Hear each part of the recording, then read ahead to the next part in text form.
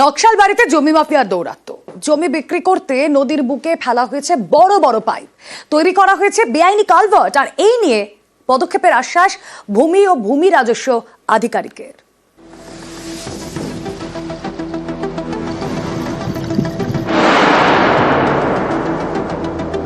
এটা পাহাড়ি নদী, নাম মাঞ্ঝা।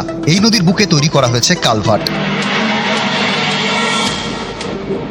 শিলিগুড়ির নকশালবাড়ির হাতিঘিসা গ্রাম পঞ্চায়েত, এখানকার বীরসিং জোতের গা ঘেঁষে বয়ে গিয়েছে মাঞ্ঝা নদী। দুপাশে চাষের জমি, এই নদীতেই জমি মাফিয়ার নজর। নদীর বুকে ফেলা হয়েছে বড় বড় কংক্রিটের পাইপ, তৈরি করা হয়েছে কালভার্ট, একেবারে পাকাপাকি ভাবে যাতায়াতের রাস্তা। অভিযোগ, নদীর পাড়ে জমি বিক্রি করতে এভাবে কালভার্ট তৈরি করা হয়েছে, বদলে দেওয়া হয়েছে নদীর গতিপথ। এরাই যারা জমি দালাল করে তারাই করেছে, জমি মাফিয়াগুলো। যাদের সরকারি জমি আছে ওদেরকে বলতেছে সরকার তো নিয়ে নেবে, তোমরা বিক্রি করে দাও, তোমরা বাড়াই যাও, যা তোমাদের টাকা পাবা।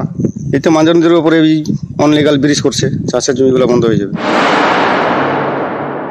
নদীর উপরে হিম পাইপ দিয়ে যে কালভার্ট তৈরি করছে, এটা বেআইনি এবং এখানে সরকারের একর জমি ছিল, তো এইভাবে এরা করতে পারে না। ব্লক প্রশাসন বিডিও সাহেবকে বলবো এটা ইদানিং দেখার জন্য। চাষের অসুবিধা হবে। আমাদের কাছে কিন্তু এরকম কোনো লিখিত অভিযোগ পড়েনি। ঠিক আছে, আমরা উপযুক্ত তদন্ত করে দেখব। নদীর উপরে উইদাউট প্রপার পারমিশন কোনো কনস্ট্রাকশন করা যায় না, তেমন হলে প্রয়োজনীয় বন্দোবস্ত গ্রহণ করা। আগেও এই শিলিগুড়িতে জমি মাফিয়া দৌরাত্ম্য দেখা গিয়েছে। ডাবগ্রামে ঠাকুরনগরের গা ঘেঁষে বয়ে গিয়েছে শাহু নদী।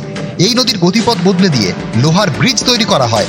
অভিযোগ, নদীর চর দখল করে বিক্রির জন্য এই কাজ করে জমি মাফিয়া, পরে সেই সেতু ভেঙে দেয় প্রশাসন।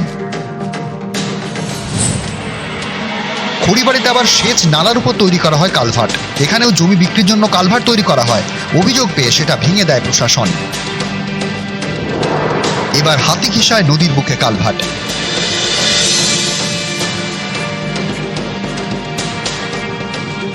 নকশালবাড়ি থেকে বিশ্বজিৎ মিশ্র, নিউজ 18 বাংলা।